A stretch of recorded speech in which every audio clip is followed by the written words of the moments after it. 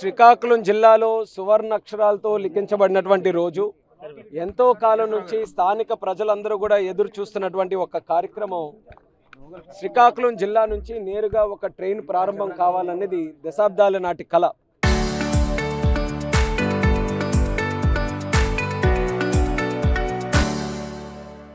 అలాంటి కళకు కూటమి ప్రభుత్వం తాలూకా సహకారంతో, ముఖ్యంగా మన ప్రధానమంత్రి నరేంద్ర మోదీ గారు, కేంద్ర రైల్వే శాఖ మంత్రి అశ్విని వైష్ణవ్ గారి తాలూకా సహకారంతో శ్రీకాకుళం నుంచి నేరుగా శ్రీకాకుళం తిరుపతి హంసఫర్ ఎక్స్ప్రెస్ ఈరోజు మొదలు కావడం అనేది నిజంగా మా అందరికీ కూడా ఒక పండగ లాంటి వాతావరణం క్రియేట్ చేసిందని తెలియజేసుకుంటున్నాను. మా ధన్యవాదాలు కూడా అశ్విని వైష్ణవ్ గారికి, అలాగే ప్రధానమంత్రి మోదీ గారికి, మరి మా జిల్లాకి పరిపూర్ణమైనటువంటి సహకారం అందిస్తున్నటువంటి ముఖ్యమంత్రి వర్యులు చంద్రబాబు నాయుడు గారు, అలాగే పవన్ కళ్యాణ్ గారికి తెలియజేస్తున్నాం. శ్రీకాకుళం జిల్లా ఎప్పటి నుంచో ఒక వెనుకబడినటువంటి జిల్లాగా ఆ పేరుతోని అలాగ తగిలించి ఎన్నో కార్యక్రమాలు చేసుకొనివ్వకుండా జరిగిపోయినాయి. కానీ ఈసారి కూటమి ప్రభుత్వంలో అన్న రవికుమార్ గారు చెప్పినట్టు ఒక డబుల్ ఇంజిన్ సర్కార్ తాలూకా ప్రోగ్రామ్గా తీసుకొని మొట్టమొదట ప్రాధాన్యత అలాంటి జిల్లాలకు ఇస్తూ ఈ జిల్లాకు ఉన్నటువంటి సమస్యలు ఏవైతే ఉన్నాయో దానికి శాశ్వత పరిష్కారం అందించడానికి అన్ని విధాలుగా మా తాలూకా ప్రయత్నం జరుగుతుంది. దాంట్లో ప్రతిఫలం కూడా, సక్సెస్ కూడా ఈరోజు మనకు కనిపిస్తుంది.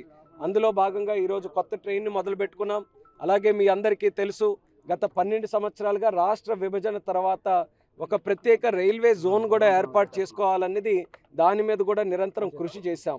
ఇలాంటి ఢిల్లీకి సంబంధించినటువంటి అంశాలు ఏవైతే ఉన్నాయో, ఏపీ రీఆర్గనైజేషన్ యాక్ట్కి సంబంధించినటువంటి ఏవైతే అంశాలు ఉన్నాయో, గతంలో జగన్మోహన్ రెడ్డి గారు ప్రజల్ని, ముఖ్యంగా రాష్ట్ర ప్రజలందరినీ కూడా మోసం చేసి సుమారు 24 మంది పార్లమెంటు సభ్యులు, ఇంకా ఎక్కువ మంది రాజ్యసభతో కలిపి అందరూ కూడా వెళ్తే అక్కడంతా కూడా వాళ్ళు కేసులు మాఫీ చేసుకోవడానికి, రాష్ట్రాన్ని తాకట్టు పెట్టడానికి, రాష్ట్రాన్ని అమ్ముకోవడానికి, కబ్జాలు చేయడానికి, అవినీతి చేయడానికి, లిక్కర్ మాఫియాకి, శాండ్ మాఫియాకి, ఇలాంటివన్నీ కూడా చేయడానికి కేంద్రంతో వాళ్ళ తాలూకా సంబంధాలన్నింటినీ కూడా వినియోగించుకొని రాష్ట్రాన్ని భ్రష్టు పట్టించారు, తగలబెట్టారు. మళ్ళీ కూటమి ప్రభుత్వం వస్తే ఒక సింగిల్ యూనిఫైడ్ విజన్తో నరేంద్ర మోదీ గారు వికసిత్ భారత్ 2047, 100 సంవత్సరాల భారతదేశంలో మనం డెవలప్డ్ కంట్రీగా అవ్వాలి.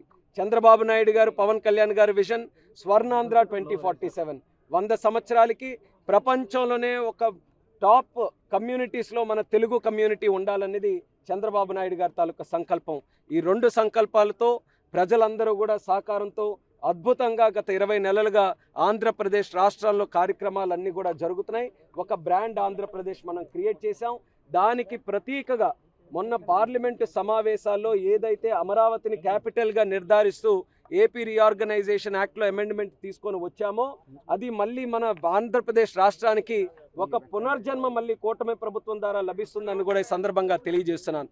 లేకపోతే అస్తవ్యస్తంగా ఆంధ్రప్రదేశ్ని తయారు చేసి ప్రజలందరికీ కూడా ఆంధ్రప్రదేశ్ అంటే ఒక అనుమానం అయిపోయింది. ఇక్కడ పెట్టుబడి తీసుకొని రావచ్చా, అసలు మీ రాజధాని ఎక్కడ ఉంది, అక్కడ ఏదైనా పరిశ్రమ మాకు పెట్టుకునే అవకాశం ఉందా, ఇలాంటి ఎన్నో సందేహాలు ఉన్నటువంటి ఆంధ్రప్రదేశ్ రాష్ట్రంలో ఈరోజు అమరావతి, ఈరోజు క్వాంటమ్ వ్యాలీ, ఈరోజు ఆర్సెలర్మిత్తర్ స్టీల్ ప్లాంట్, గూగుల్ తాలూకా investment, railway zone, Polavaram project, ఇలా ఏ అంశం మీరు తీసుకున్నా సరే మన రాష్ట్రం గర్వపడే విధంగా కాదు, రాష్ట్ర చరిత్రలో నిలిచిపోయే విధంగా కాదు, దేశ చరిత్రలో కూడా ఎన్నడూ జరగనటువంటి కార్యక్రమాలు మన రాష్ట్రంలో జరుగుతున్నాయి.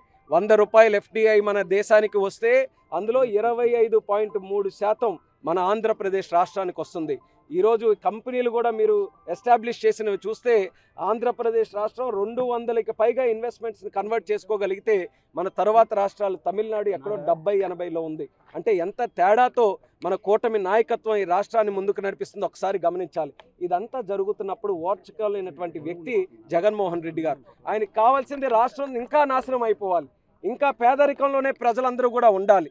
అలాంటప్పుడు ఆయన తాలూకా కుటిల రాజకీయం ఏదైతే ఉందో, ఆయన తాలూకా కక్ష రాజకీయాలు ఏదైతే ఉందో, ఆయన తాలూకా డివిజన్ బై కాస్ట్ పాలిటిక్స్ ఏదైతే ఉందో, డివిజన్ బై రీజన్ పాలిటిక్స్ ఏదైతే ఉందో, దాని అంతటికీ కూడా అది నడిపించుకోవాలనంటే ప్రజలు అనేవాళ్ళు అభివృద్ధి చెందకూడదు, సంక్షేమం జరగకూడదు. అందుకనే ఎక్కడికక్కడ నాయకులకు పెట్టి వాళ్ళందరి చేత కూడా రాష్ట్రాన్ని కించపరిచే విధంగా బూతులు మాట్లాడడం, రాష్ట్ర పరువు తగలబెట్టడం.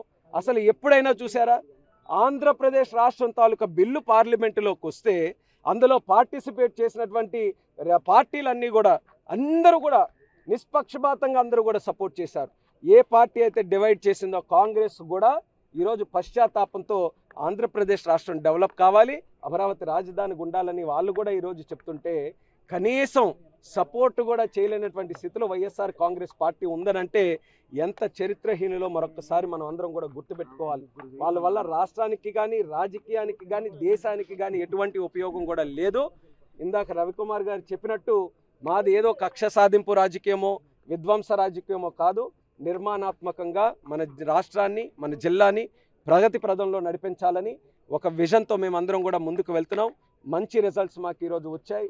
అందులో శ్రీకాకుళం జిల్లా డీసెంట్రలైజ్ డెవలప్మెంట్ అనేది కూటమి ప్రభుత్వం తాలూకా ఎజెండా. ఏదైతే అమరావతి అంతా అంటున్నారు, అమరావతితో పాటు విశాఖపట్నం కానీ ఈరోజు విశాఖపట్నం అనుకొని మనం భోగాపురంలో ఎయిర్పోర్ట్ పెడితే 3 జిల్లాలకి ఉపయోగపడుతుంది. భోగాపురంకి ఎంత దూరంలో వైజాగ్ ఉందో అంత దూరంలో శ్రీకాకుళం జిల్లా ఉంది. ఇక్కడ ఇన్వెస్ట్మెంట్స్ పెరుగుతున్నాయి, కంపెనీలు ఇటువైపు చూస్తున్నాయి. ఎయిర్పోర్ట్ వస్తుందా, మూలపేటలో పోర్ట్ వస్తుందా, చలో శ్రీకాకుళంలో కూడా మనం ఇన్వెస్ట్మెంట్ చేద్దాం అన్నటువంటి ఆలోచన ఈరోజు ఇన్వెస్టర్స్కి పెట్టుబడిదారులకు వచ్చిందనంటే అది కూటమి ప్రభుత్వం తాలూకా విజయం, ఈ చంద్రబాబు నాయుడు గారి తాలూకా ఘనతని తెలియజేసుకుంటూ రేపు రాబోతున్న కాలంలో ఇది మళ్ళీ చెప్తున్నాను, శ్రీకాకుళం జిల్లాకి స్వర్ణయుగం లాంటిది. ప్రతి నియోజకవర్గంలో ఎలాంటి నాయకత్వం అవసరమో ప్రజలు ఎన్నుకొని మరి వాళ్ళందరినీ బ్రహ్మాండమైన మెజారిటీతో కూటమి ప్రభుత్వాన్ని ఎన్నుకున్నారు. ఈ 5 సంవత్సరాల్లో శ్రీకాకుళంలో గత 75 సంవత్సరాలు మిస్ అయినటువంటి ప్రోగ్రామ్స్ అన్నీ కూడా ఈ 5 సంవత్సరాల్లో చేసి తీరుతాం. అందులో కూడా ఒక ఎగ్జాంపుల్ చెప్పాలనంటే నేరేడి బ్యారేజ్ తాలూకు కార్యక్రమం. అసలు నేరేడి బ్యారేజే కాదు, జిల్లాలో ఏ పిల్ల కాలువైనా తీసుకొని వెళ్ళండి, పిల్ల కాలువ మీద అభివృద్ధి జరిగిన care of address Telugu Desam party అని రాసి ఉంటుంది. అంటే ఎక్కడైనా సరే అభివృద్ధి చేశామనంటే మేము చేశాం. మైకులు ఉన్నాయి కాబట్టి గొప్పగా చెప్పుకోవడం కాదు, ఏదో మాటలు వచ్చు కాబట్టి మేము స్పీచ్లు ఇవ్వడం కాదు, పని చేశాం కాబట్టి గర్వంగా చెప్పుకుంటున్నాం. ఎక్కడికి రమ్మన్నా సరే సిద్ధంగా ఉన్నాం. చర్చకు రమ్మనంటే ఎక్కడికైనా రండి. కానీ మీరు నిన్నొక మాట ఈరోజు ఒక మాట అంటే మీ నాయకుడు రోజుకొక మాట మారుస్తుంటే మీరు కూడా ఈరోజు ఆయనకి తానా తందానా అంటూ రోజుకో మాట మాట్లాడుతూ మీరు కన్ఫ్యూజ్ అవుతున్నారు, ఆయన కన్ఫ్యూజ్ అవుతున్నాడు, అసలు రాష్ట్రాన్ని కన్ఫ్యూజ్ చేయాలని ఒక ప్రయత్నం మీరు చేస్తున్నారు. అది కూటమి ప్రభుత్వం ఉన్నంతకాలం ఏది కూడా జరగదు.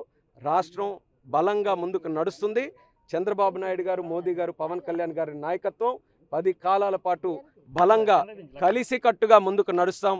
దానికి అందరూ నాయకులు కూడా కట్టుబడి ఉన్నామని మళ్ళీ తెలియజేసుకుంటూ సెలవు తీసుకుంటాం.